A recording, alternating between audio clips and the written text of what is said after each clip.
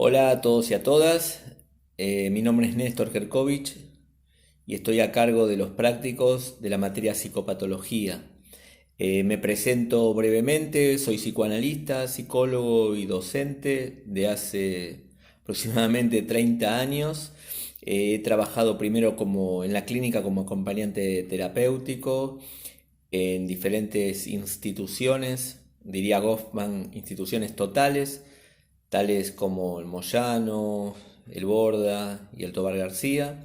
He trabajado en instituciones privadas también como psicólogo, en la clínica especialmente en el campo de la psicosis infantil y del autismo.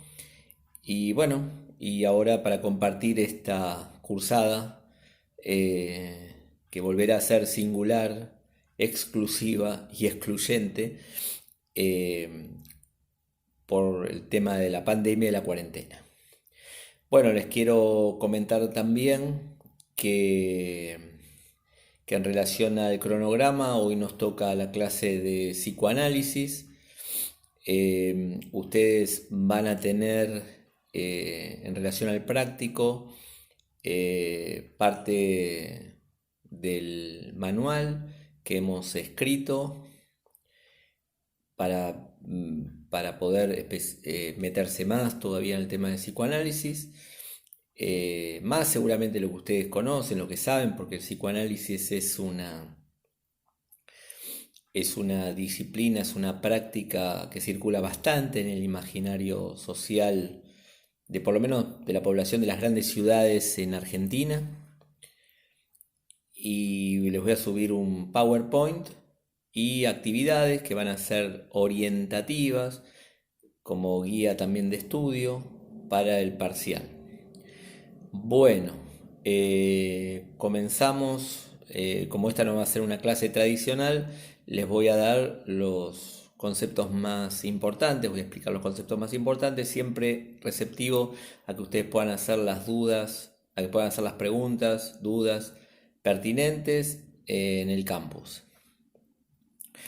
Bueno, ¿qué es el psicoanálisis? El psicoanálisis es una teoría, una escuela que está dentro de la psicología. Nosotros las dos primeras clases vamos a ver psicoanálisis, después vamos a hablar de teoría cognitivo-conductual, conductismo y vamos a también a ver algo de teoría sistémica.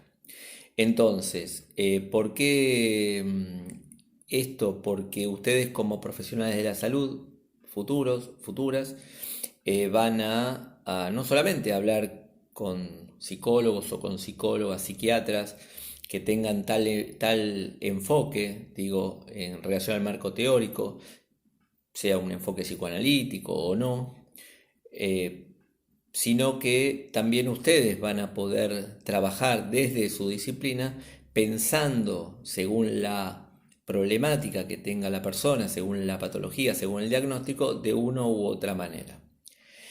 Entonces, el psicoanálisis, voy a ir mirando las filminas, así puedo continuar de alguna manera y ustedes puedan continuar también cuando me escuchan viendo las filminas. El psicoanálisis, perdón, se me cayó el celular, esto pasa. El psicoanálisis es un método para explorar los procesos inconscientes. Esto significa que el objeto de estudio, lo principal, es el inconsciente. Entonces, no es lo mismo pensar el inconsciente, por ejemplo, en una psicosis. Después ya de esto lo vamos a ver, digamos, principalmente en la segunda parte de la cursada, que en una neurosis. Lo de neurosis y psicosis puntualmente en los prácticos se va a ver recién en la cuarta clase. Pero sí dentro de la neurosis, digamos, hablamos de fobias, hablamos de histeria, hablamos de neurosis obsesiva. El inconsciente es algo muy importante para tener en cuenta cuando tengamos alguna persona, algún paciente enfrente a atender.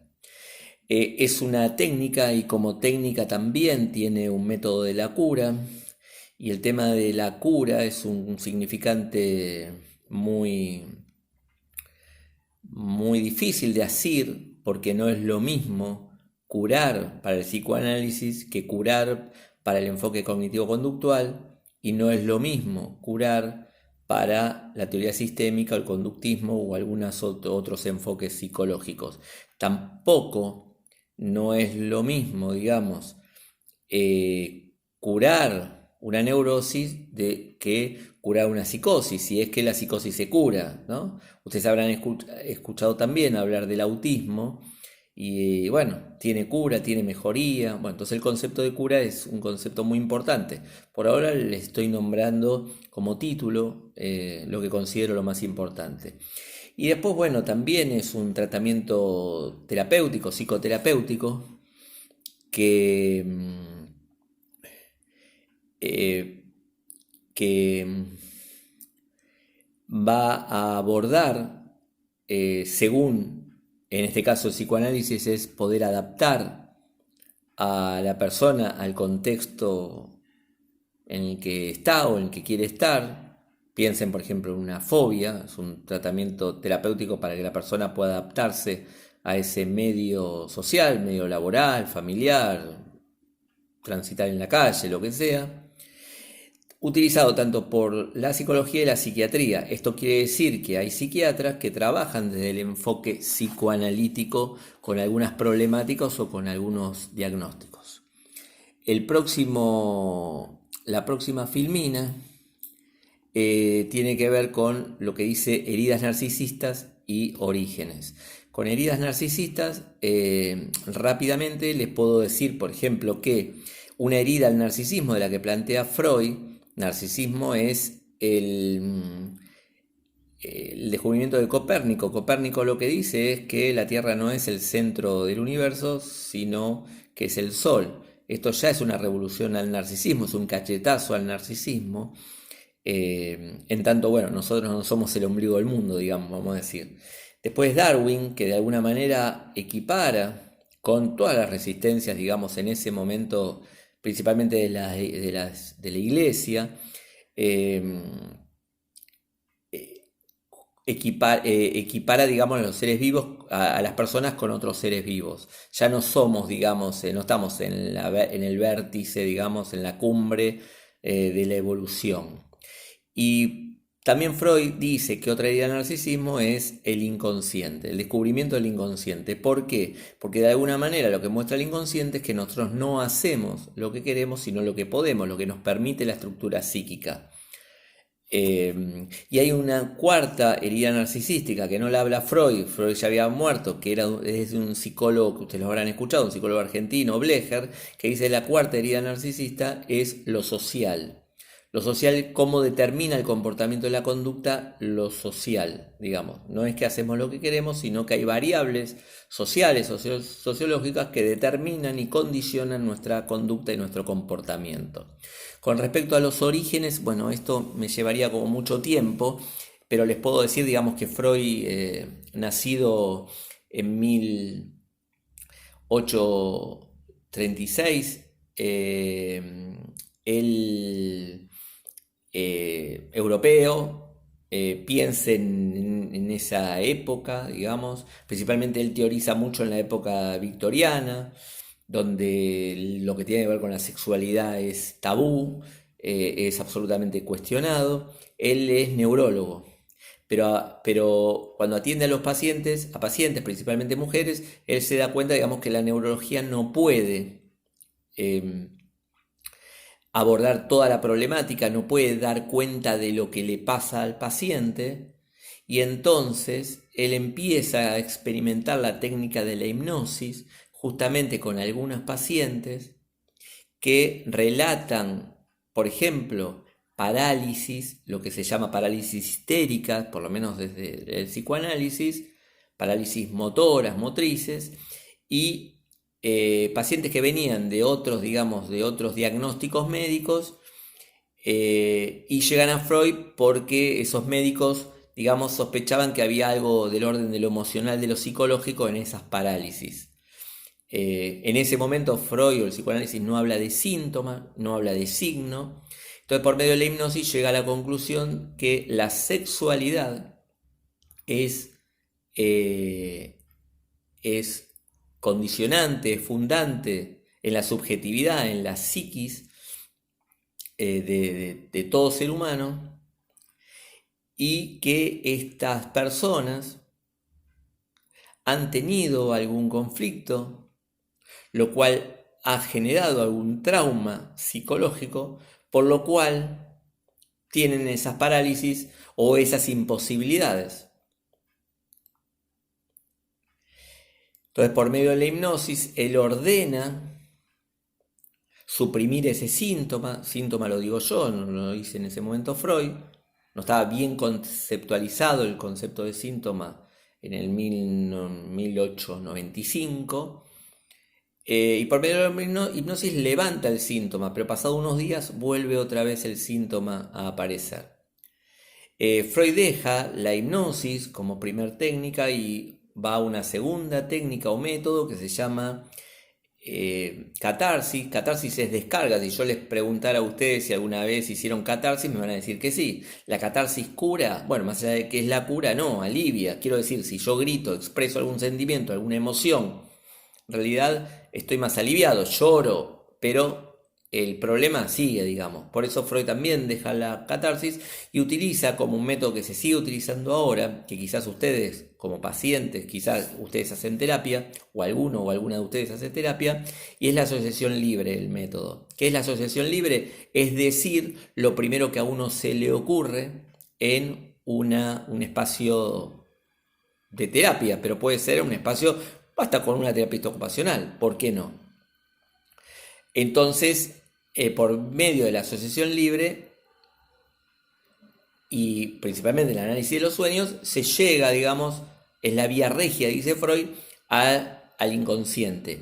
Ahora, esto es pensable más en la neurosis que en la psicosis. En la cuarta clase les voy a especificar y voy a profundizar esto. Por otro lado, digamos, Freud, cuando ven en la filmina el concepto de resistencia y de represión, por un lado Freud va a decir que hay contenidos, hay recuerdos, hay pensamientos que quedan en el campo de del inconsciente que no pasan a la conciencia. Quiere decir que están reprimidos. Hay una barrera que se llama represión. Imagínense en una barrera, arriba el inconsciente, abajo el consciente, para hacerlo, digo, lo más didáctico posible, y que esa barrera no permite que los recuerdos del inconsciente pasen al consciente. ¿Por qué? Porque si pasarían al consciente se generaría mucha angustia. ¿A qué? Al consciente. Angustia al yo. Esa barrera de represión la tenemos todos, no, en la neurosis. En la psicosis, no, en la psicosis ocurre otro mecanismo que ya lo vamos a ver. O sea, principalmente en el campo de la neurosis ha trabajado el psicoanálisis. Y resistencia tiene que ver con que dice Freud, que si hay una pugna, digamos, ya esto tomado de los griegos, que hay una pugna entre el eros y tánatos, digamos, el bien y el mal, vamos a decir en términos griegos, eros y tánatos, pulsión de vida y pulsión de muerte, que pugna, digamos, en nosotros, y que muchas veces hay resistencia. Las personas, Freud ve en los pacientes, y uno lo ve también hoy en el consultorio, que hay personas que saben que algo les hace mal, pero vuelven a repetirlo. No porque sean masoquistas, sino porque hay personas que les cuesta, por ejemplo, disfrutar, hay personas que les cuesta pasarla bien, hay personas que se boicotean. Bueno, esto es hablando de resistencia. Hay algo que resiste a que hay dentro de una persona a estar mejor.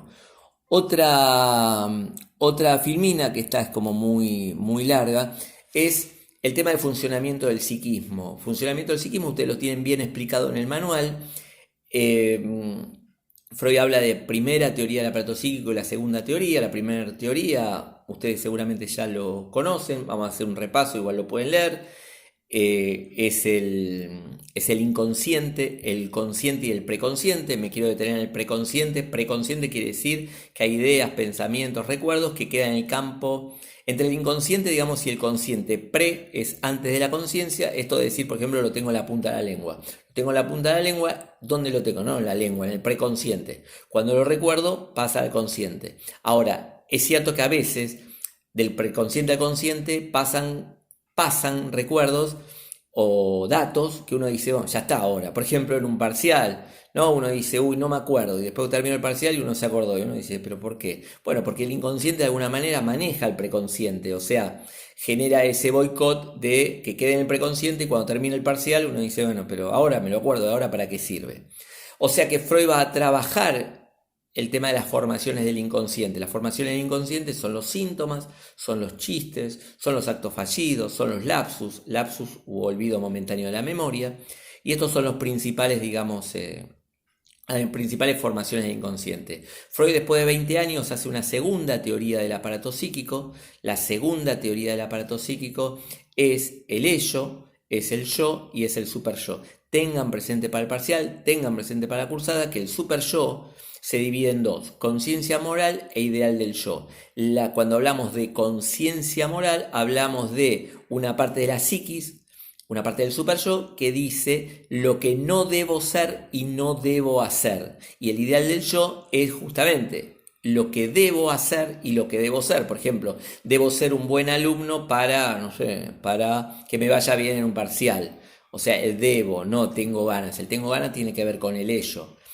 Entonces, el ello tiene que ver con la tendencia al placer. Entonces, si yo digo, por ejemplo, piensen que Freud dice, y los post-freudianos, un bebé, por ejemplo, es puro ello. ¿Por qué? Porque un bebé tiende a la satisfacción inmediata. Uno no le puede decir al bebé, bueno, espera que termino de ver una película y te atiendo, ¿no? Todo va a tener que ver con el ya. Bueno, con la satisfacción inmediata. Ese es el ello. Ahora, desde que ustedes hoy se levantaron, se despertaron hasta ahora, apareció constantemente. Lo que pasa es que no somos conscientes. El juego entre el yo, el ello y el super yo. El yo es el que mide consecuencias, el que está más en contacto con la realidad. Ahora, si yo digo, por ejemplo, bienvenidos a la cursada que se va a hacer en Júpiter, usted va a decir, este tipo está loco. Bueno, justamente, el yo tiene cierto criterio de realidad y en la psicosis no se puede hablar del mismo yo y del mismo concepto de realidad que en la neurosis, digamos, ¿no? Y por último, en esto, disculpen que voy como muy rápido, cualquier cosa, después insisto, vuelvo con esto si ustedes tienen alguna duda. El concepto de transferencia y contratransferencia. A ver, Freud dice, principalmente en la neurosis, nuevamente, después vamos a ver que en la psicosis es diferente el concepto de transferencia y contratransferencia. Transferencia es transferir, es desplazar inconscientemente cuestiones no resueltas con alguna parte, con alguna persona, digamos, y se la desplazo al analista, por ejemplo, al analista o a la persona que esté a cargo, digamos, de esa función en la salud mental. Por ejemplo, imagínense un paciente que les diga a ustedes, pero vos siempre me criticás y uno tiene la sensación de que no critica, que le marcó algo. Bueno, seguramente quizás ahí hay capaz una cuestión transferencial. Hay cosas que, no sé, después si uno diría, pero ¿hay alguien en tu familia que sentís que te critica mucho? Sí, mi viejo. Bueno, quizás desplazan, digamos, eh, esto no resuelto inconscientemente en la figura, digamos, de ese analista, la transferencia. Y la contratransferencia, que es importante, que vamos a trabajar todo el tiempo contra transferencia, es lo que sentimos en relación al paciente. Por ejemplo, post-freudianos, por ejemplo, con el tema de la psicosis o con el tema de la perversión o con el tema del autismo, vamos a poner un nene autista, me produzca rechazo. Y yo esté trabajando, me produzca asco porque se embadurna, digamos, las paredes con materia fecal, bastante frecuente, digamos, esto. Esto me da asco. Entonces decirle al paciente, diría Winnicott, o dice Winnicott, decirle contratransferencialmente, esto me produce asco. Cosa que en general, si ustedes hacen terapia, en un marco de análisis, en un marco de terapia, con una neurosis, esto no pasa. Es muy difícil que un analista, con un psicoanalista, es imposible, en una terapia que nos diga a nosotros como pacientes, la verdad que qué aburrido, siempre venís y planteás lo mismo. Bueno, espero que se haya entendido la primera de esta introducción. La segunda vez trataré de hacer un video más largo. Cualquier duda me preguntan, estos son los conceptos más importantes que vamos a ver en esta parte. Por supuesto que complementado con el material que yo ya les les planteé que íbamos a ver. Bueno, buena cursada y para lo que necesiten, pueden contar con nosotros. Chao, hasta luego y muchas gracias por la escucha.